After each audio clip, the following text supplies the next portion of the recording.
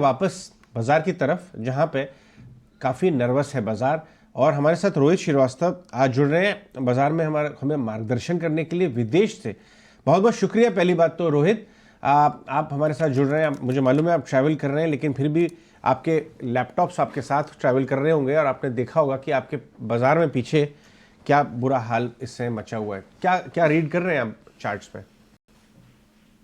तो मुझे लग रहा है ये एक बाजार में ट्रेंड रिवर्सल जरूर हुआ है, ओके। क्योंकि काफी ओवरबॉट हो गया था मिड कैप और स्मॉल कैप स्टॉक के। जो हम लोग आरएसआई, जो रिलेटिव स्ट्रेंथ इंडेक्स इंडिकेटर है, उसको जब हम लोग वीकली चार्ट्स पे देख रहे थे तो 85 का रीडिंग, जो कि बहुत ही हाई रीडिंग है, काफी कम बार होता है। और जब भी 85 के ऊपर आ जाता है तो कई बार काफी नीजक रिएक्शंस बाजार में देखे गए हैं।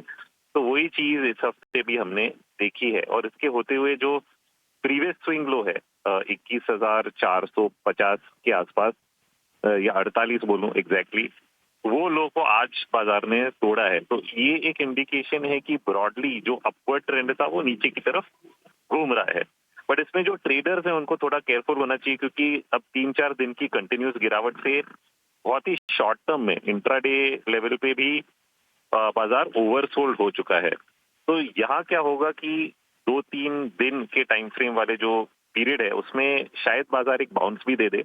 यहाँ से 200-300 पॉइंट का बाउंस आना काफी आसान है बाजार के लिए। तो ऐसे एक बाउंस बैक का इंतजार करना चाहिए। इमीडिएट सेलिंग का तो सेटअप नहीं है, बट सेल ऑन राइज का सेटअप बन गया है, क्योंकि जैसे मैंने बोला 21,448 तोड़ने से ब्रॉडर मार्केट का ट्रेंड जो है ऊपर की तरफ से नीचे की तरफ आ गया। मतलब हर बाउंस के बाद फिर वापस सेलिंग आने की उम्मीद है, बट बाउंस का इंतजार करना चाहिए, क्योंकि बहुत ही शॉर्ट टर्म में ओवरसोल्ड हो चुका है। और बट इवेंचुअली हम लोग शायद देखें कि बाजार और नीचे की तरफ जाएगा। तो 21,000 के नीचे भी जाने की उम्मीद है बाजार में। एक बात बताइए, 21,400 पे हम खड़े हैं, नीचे से मामूली रिबाउंड आया, लेकिन जो आप पॉइंट बता रहे हैं कि ट्रेंड रिवर्सल है, तो 21,500 के ऊपर आता है या 600 के करीब आता है तो शॉर्ट करें उस समय, क्योंकि 21,000 जाएगा नीचे। तो इसका एग्जैक्ट लेवल निकालने के लिए हम लोग को एक रिट्रेसमेंट देखना पड़ता है। अभी एक बार लो पॉइंट जब सेट हो जाएगा तो हाई और लो का हम लोग या तो 50% रिट्रेसमेंट या फिर 61% रिट्रेसमेंट मान के चलते हैं। तो कहीं पे 21,600, 700 या 800, मतलब इन लेवल्स के बीच में जाएगा। वो एग्जैक्ट ट्यूनिंग हम लोग करेंगे जब एक बार क्लियर हो जाए कि हाँ ये बाउंस आ रहा है, तो फिर वो एग्जैक्ट रिट्रेसमेंट लेवल्स हम लोग निकाल के। और जो अब एक्चुअली देखें, जो गैप बना था कल जब एचडीएफसी के न्यूज से मार्केट नीचे आया, तो कई बार बाउंस में वो गैप का जो रीजन है वो रीटेस्ट हो जाता है। गैप फिल शायद ना हो, बट वो गैप के लेवल को बाजार टेस्ट करके, टच करके फिर वापस नीचे आएगा। तो वो पॉइंट पे सेलिंग और उस पॉइंट के आसपास सेलिंग करने की उम्मीद रहेगी। सो रोहित, ऐसे में कौन से डिफेंसिव बेट्स ले सकते हैं? क्या फार्मा थोड़ा सा डिफेंसिव रोल प्ले कर सकता है? आईटी थोड़ी सी डिफेंसिव रोल प्ले कर सकता है?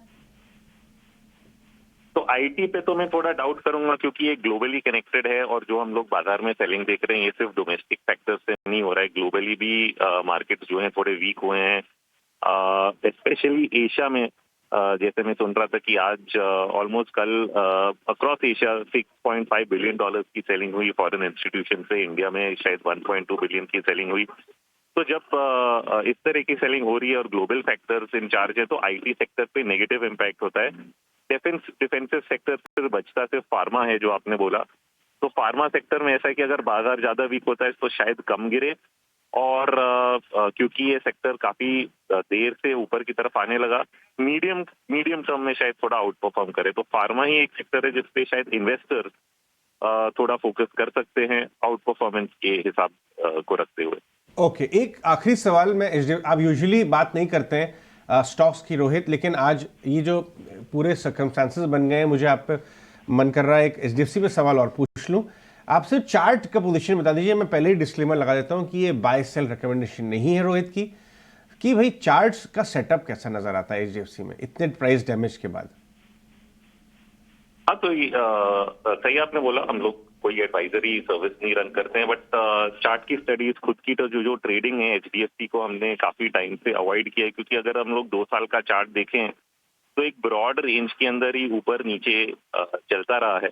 मंथली चार्ट पे जाऊंगा तो जो 40 मंथ एवरेज है उस को ना उसने तोड़ा है, और बट उसी समय से जो हाईज बने हैं इस पूरे पीरियड में, एग्जैक्ट लेवल मेरे सामने नहीं है, वो भी नहीं निकले। तो ये ब्रॉडली रेंज बाउंड स्टॉक रहा है और शायद वो ही रहे, क्योंकि जब तक एक क्लियर सेटअप नहीं आता है कि ये रेंज से ब्रेकआउट कर सकता है, एक अंडर परफॉर्मिंग स्टॉक ही रहेगा। ऐसा चार्ट को देख के समझ में आ रहा है। ठीक है, तो यहाँ से रिकवरी के साइन नहीं हो सकता, साइडवेज, शायद ज्यादा गिरे नहीं तो, लेकिन साइडवेज हो सकता है कि एचडीएफसी बैंक इन लेवल से हो जाए। 10-11% ऑलरेडी टूट चुका है रिजल्ट्स के बाद। ठीक है, लेकिन नियर टर्म में बहुत बहुत शुक्रिया रोहित हमें जुड़ने, हमारे साथ बात करने के लिए। रोहित ये कह रहे हैं कि नियर टर्म में 2-3 दिन के व्यू से एक बाउंस पॉसिबल है। हाँ, ये बिल्कुल उन्होंने ये कहा। Important point. Correct. Near term में बाजार ओवरसोल्ड हो गया है। 2-3 दिन का व्यू लेके अगर आप ट्रेड करते हैं तो यहां से फ्रेश शॉर्ट की जगह आपको रिबाउंड खेलने का मौका मिलेगा, लेकिन जो ओवरऑल स्ट्रक्चर है बाजार का वो शेकिन है। बाय ऑन डिप वाला स्ट्रक्चर काफी महीनों से चल रहा था, अब सेल ऑन रैली